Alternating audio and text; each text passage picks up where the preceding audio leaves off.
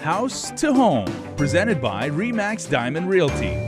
Half a day, everybody. We are easing into this week's episode, and I say easing because we're talking about easements. But first of all, Liz and Uncle John are in the Northeast. They're on another amazing trip, seeing the country, seeing property, bringing knowledge back that we can use and to the benefit of the Guam Real Estate Society. So, Liz, where do your travels take you this time?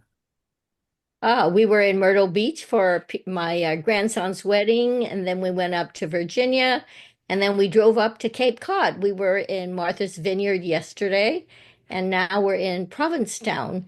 So we're heading back to Virginia tomorrow. So it's been quite an adventure, and I'm going to be attending the the National Association of Realtors meetings.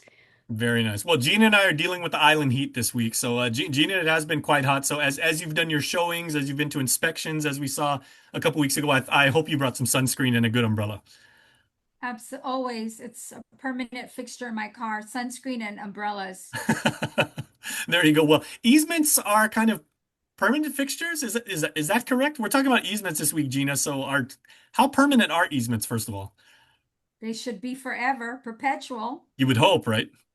Okay. Yeah, you'd want it. You'd demand that. Okay. When you say the word easements, to someone outside the industry, what is typically, what is their facial expression and what are the questions that they typically ask because, not knowing the vernacular?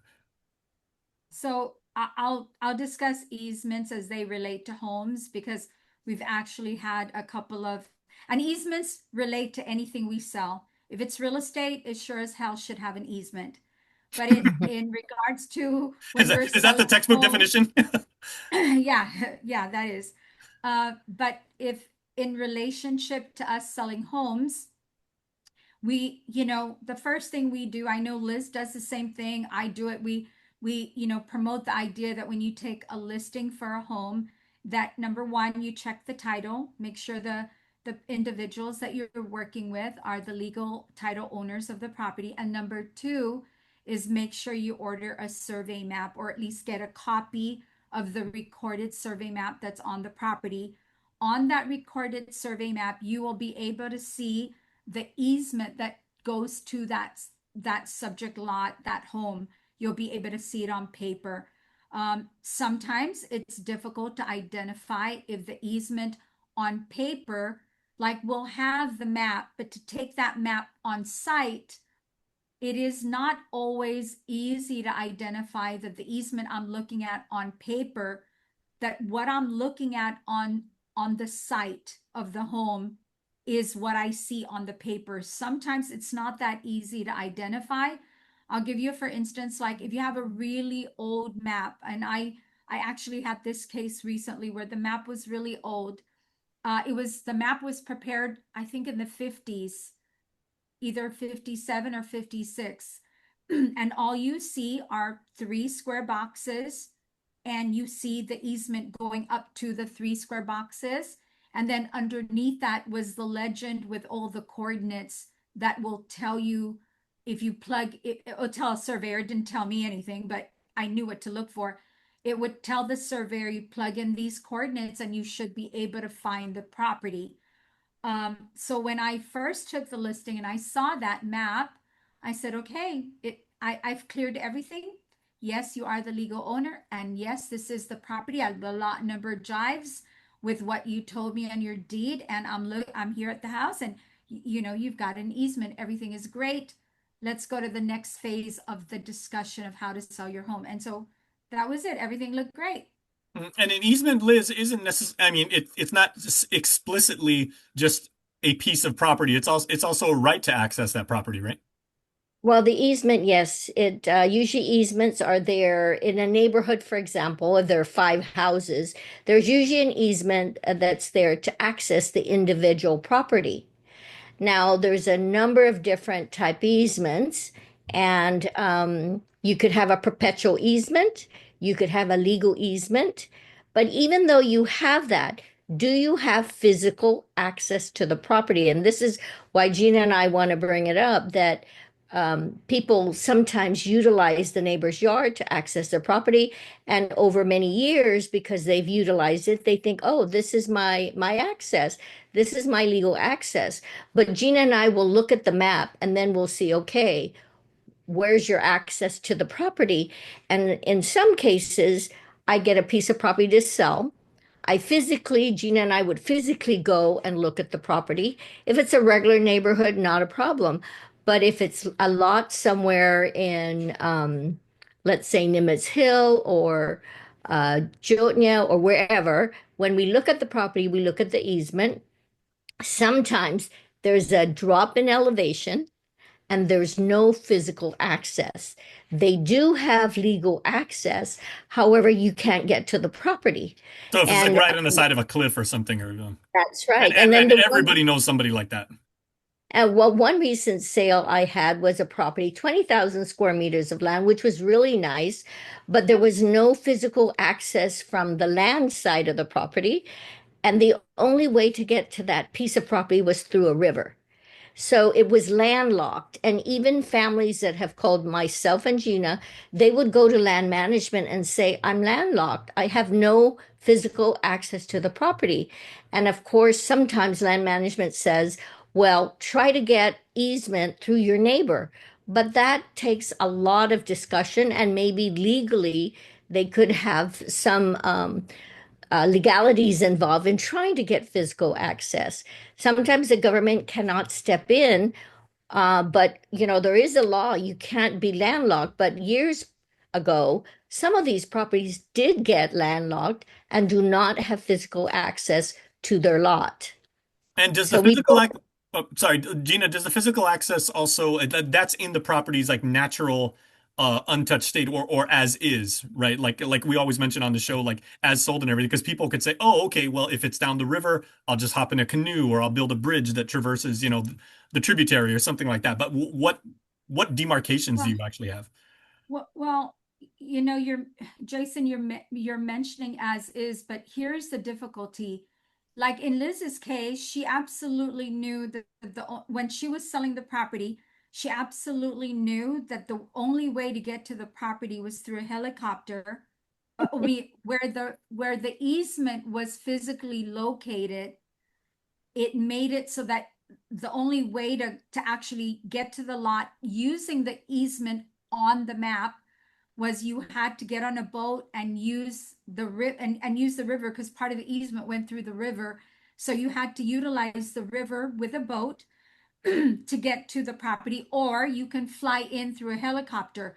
She knew this because her owners told her this when she was listing the property. The owners knew it and they disclosed it to Liz. Liz knew it and she's actually sold the property. No, and the buyers understood that we're either going to go through the river or we're going to fly in with a helicopter. So that's great. Right, Liz? They knew. I mean, I got to bring up, no, the owners did not know. They thought they oh, had access to the property from the land. And through my investigation, I found, like, I kept looking at the different maps. I called land management and I would say, hey, this property, we're looking for the legal access to this particular property, but it was all subdivided and other lots adjacent to it did not give legal access to the property. So it was through my research and discovery that I found that there was no physical access except going through the river. And so it didn't have legal access either, right, Liz? Is that what you're saying? Yeah, it was No landlocked, and legal, the it's only landlocked. access was through the river. because that Ah, because then if we're talking about legal interpretations, then you're encroaching on your neighbor's property if you have to like walk across their yard to get to your own property, right? That's yeah, when right. we say legal access, we're talking about the government, the recorded map for the property has an acknowledged road that takes it from the main highway all the way to where the property is. So you could drive on a physical road and it's a recorded easement to the government. Hey, this is a road, and you can use that to get to your property. So Liz's didn't even have one. In my case with this particular home, the easement is recorded on the map. If you go to the subject property, you're going to see that there's a street sign and there's a road that goes to the house. So it has a street name, there's a driveway, goes all the way to the house. So the property was sold. The owner never made mention, oh, by the way, I mean, everything cleared. The title report doesn't show anything abnormal, but there was a survey that was asked for. When the surveyor did the survey to mark the house, he marked the house and then he also said, by the way, the legal easement is not the one you're looking at from the front of the home, it's actually behind it. And I was confused. There's nothing behind this home. It's a 30-foot drop. I mean, when I'm standing at the house and I look down, that's quite a long ways to go. So I said, there's nothing behind the home. What do you mean it's behind the home? And he said, I know at well, least 6 homes in Nimitz Hill that are just like that. Like, the backyard goes like straight down, and that's part of the appeal. But it's also quite well, challenging. I mean, this is not an appeal. The easement, you'd have to basically, if you were to use this easement, you'd have to drive in on another street and you'd have to have some kind of pulley system to either lift your car 30 feet up to get to the property, or you just, I don't know, how climb the hill to get to the house. So obviously You can the do legal, rappelling. I mean, I don't know about you guys when you said we got to get there by yeah, helicopter. I mean, not, in this case, it's not a legal easement. So the first thing I did was call the owner. The surveyor has explained to me that your legal easement is on the back side of the house, and, you know, is there a mistake here? And the first thing she said was, oh my gosh, I completely forgot to mention this to you. The driveway to the house, I don't, and then, she said, I don't know why the government ever put up a street sign there, but the driveway to the house, we've always had an agreement with our neighbors Uber. that we can use basically their property to access our home. In 1958, my parents did sign an agreement with them. Let me send you the document. So, okay, shoot. I mean, we have some other things to clear up at this point, but this is why we're bringing it up. Things like that, they are a big deal. Sometimes you can have neighbory arrangements. My neighbor, my uncle, we can have these arrangements to do certain things with our real estate. But those things actually need to be documented in a very particular way. And just having a letter saying, hey, Gina Campos, you could drive through my yard to go home. It's okay. We don't mind. That doesn't quite Doesn't cut take it. care of yeah, it doesn't cut it. Doesn't And cut it. so, And yeah. we do have a lot of families. Let's say there's a big plot, a big family plot, and then they start subdividing. And then uncle lives here, mom lives here, dad lives here. And sometimes in the process, to get to a certain property within the family, they make all these agreements. The problem is once one of those parcels gets sold, they do not have legal access. So, as Gina puts it, one of the solutions to that, if it's within a compound and you don't have a legal access to the particular property, you can request for the family members to do a perpetual easement, but everything has to be documented and reflected at land management. Now, some family members don't like the idea of one property being sold and some stranger moving into next door, and then they try to say you can't pass. But if you have a document that is a perpetual easement, you can't deny that. I think there was one situation right now where one family member wanted to block the road. And there was a document with a perpetual easement recorded at land management, and they were told you cannot block the road because here's a document that states they have the right to pass through your property. Uh, and then if they sell the property, even the next buyer has the right to pass through the property. Yeah. okay, So It here's becomes It becomes a legal issue, Jason, because, Illegal. once there's already a document in place, I mean, regardless of how that document is worded, that document is still a legit document. And so what we try to avoid is we try to avoid legal confrontation, having to go to court. We always want people to work this out amongst themselves and, as best we can outside of the court system. But if it boils down to that, these families end up in court, and that's what we're trying to avoid. Cooler heads always don't prevail, unfortunately. Yeah. Yeah. Okay, look, Yeah. final question, ladies, because I think this is interesting. I am a student of linguistics, right? When it comes to the words easement versus pavement, is that just like coincidence, or is that when they say you get to like the pavement part, that is kind of like the separation between two pieces of property? Two different distinction. Completely different. Because I mean, the Two sidewalk is kind of like the separating line. So coral road, paved road, two different things from an easement. An easement could be a coral road, it could be a dirt road, it could be gravel. The key there is having legal access to your property, uh, using an easement, whether it's paved, whether it's coral, whether it's dirt or grass. Does It's a distinction, doesn't matter. Okay, as long as And a gravel counts too, pavement, because I really and really like those gravel Jason, driveways. but a pavement is just concrete. It's just a Concrete. slab of concrete. Okay, It well, doesn't guarantee you anything. okay. Again, One thing I wanna point out though is when you get, and there were surveyors years ago who would put together a plot map, and the maps will say, here are all the lots subdivided, and then here's an easement. But the problem when they sold those properties, there's a steep drop in elevation, and people were trying to sell it, not knowing that, hey, I don't have access to my property. And a lot of those lots are up at Santa Rita where they were sold, and there's no way you can get to the property. because it's So right on the you side need, Yeah. of the hillsides, right? Or the foothills. But Liz, what a great point. Can we just share with the public that if you are subdividing your property, the surveyors prepare that sketch. Can you please ask them to show you where the easements are physically, not on paper, but give you some idea?